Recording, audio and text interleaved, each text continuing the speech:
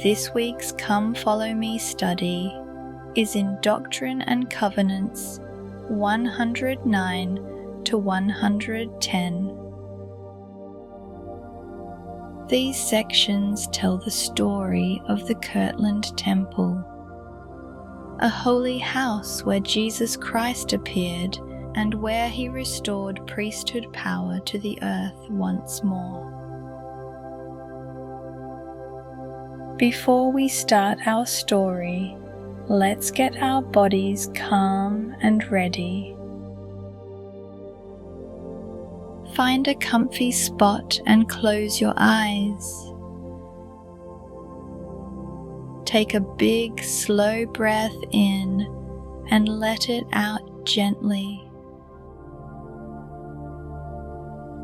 Imagine your worries floating away like little clouds.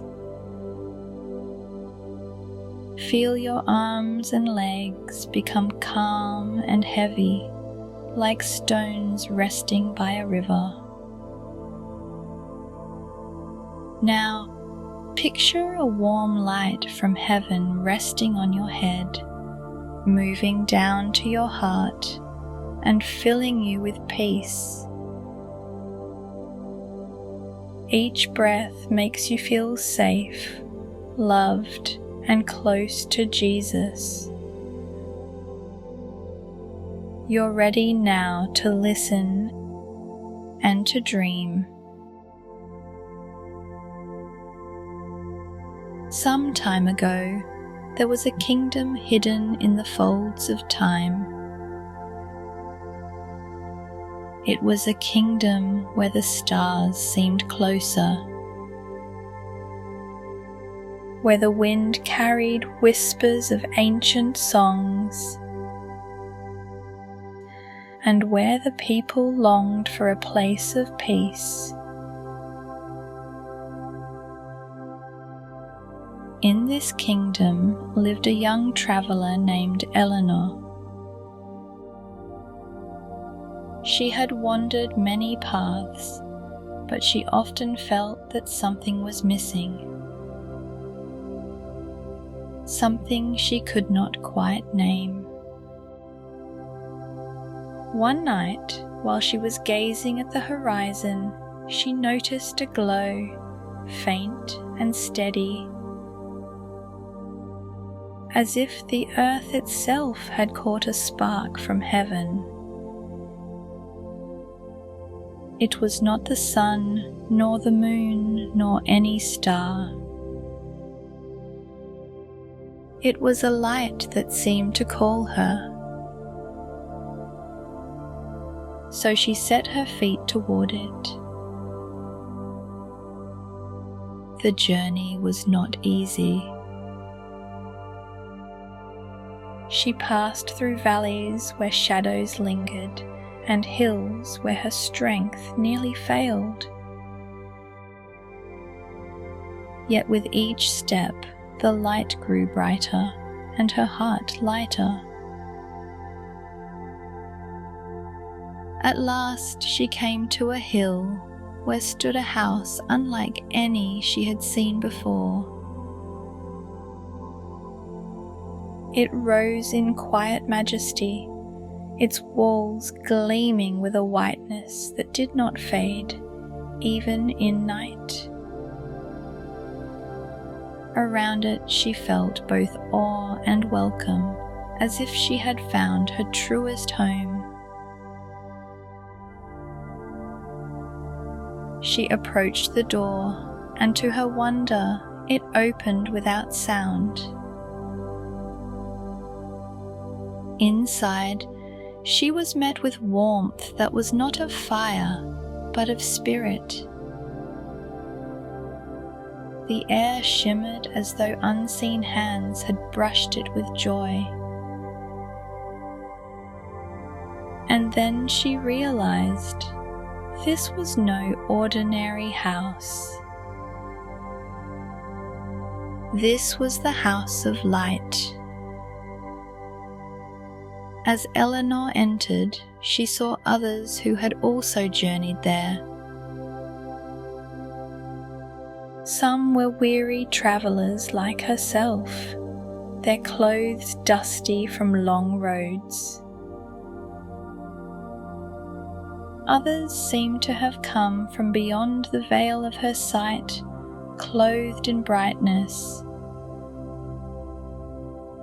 All were gathered together, rejoicing. It was as if heaven and earth had met in one great chorus. A hymn arose, ancient and yet new. Its words were of spirit and God, of joy and burning hearts. The very walls seemed to sing with them. Eleanor felt her own voice join in, though she had never learned the song before. It came as naturally as breathing. Suddenly, the hall was filled with a light more brilliant than before. At the far end, upon a raised place, stood one whose face shone brighter than the sun, yet gentler than dawn. He looked upon them all with eyes that pierced and healed at once. And Eleanor knew it was the King, the Lord of Light, the first and the last. He lifted his hand, and the singing hushed. His voice was like many waters and like stillness at the same time. He said, "This house is accepted. Here my name shall rest. Here my glory shall dwell. Here my angels shall guard." Eleanor's heart burned within her. She knew he was speaking not only of that house, but of every soul who entered in covenant with him. It was as though he wrote his name upon her very heart. Then, one by one, messengers entered the hall. The first was robed as a shepherd, yet carried the strength of mountains in his bearing. He spoke of gathering, of calling every child of the kingdom home, no matter how far they had wandered. Eleanor thought of friends and family scattered across lands of sorrow, and she felt hope that they too would be found. The second messenger carried in his hands a scroll covered in promises that shone like fire. He spoke of covenants that stretched from Abraham through generations unnumbered. He spoke of blessings that would rest not only upon Eleanor, but upon her children, and her children's children, reaching beyond sight. She thought of her family yet to come, and her soul rejoiced.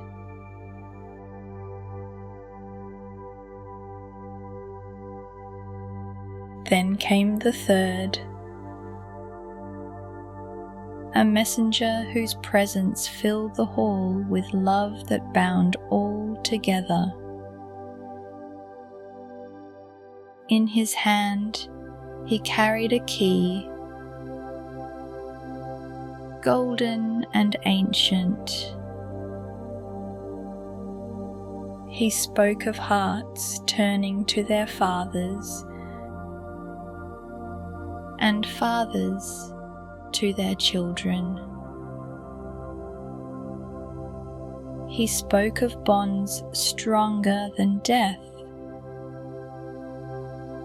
of families sealed together forever. Eleanor felt her heart turn both backward and forward at once. She felt her ancestors near, and her future posterity whispering gratitude. When the messengers had spoken, the king smiled. He said, "This is the beginning of the blessing. Go forth in my name, armed with power from on high. Carry this light into all the world, and let not your hearts be troubled." Eleanor bowed her head, and when she looked again, the hall was empty. The other travellers had faded like morning mist, and the king was gone from sight. Yet the light remained, burning within her, steady and sure. She stepped back outside. The night was still dark, yet it no longer felt heavy. The stars above seemed brighter, as if they had heard the song too. She knew her journey was not finished. There were still valleys to cross, still hills to climb, but she no longer felt lost.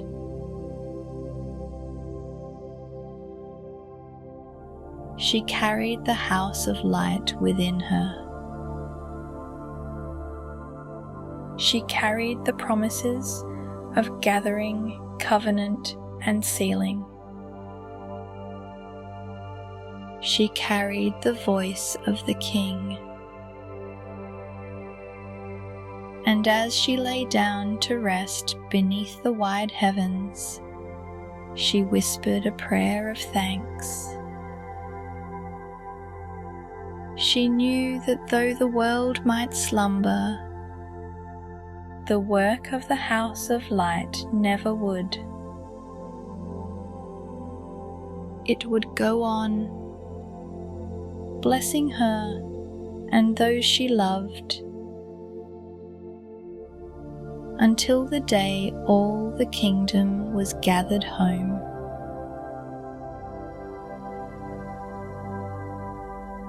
Now, let's think quietly about what the story's symbols mean.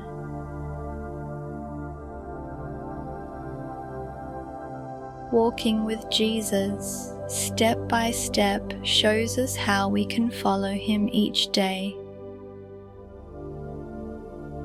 By praying, being kind, making good choices. Counsels that bring light remind us of families. Teachers and church leaders all who help us hear God and know what to do. And the priesthood power in the story helps us feel the real power Jesus gave back in the Kirtland Temple to bless and guide his children and families forever.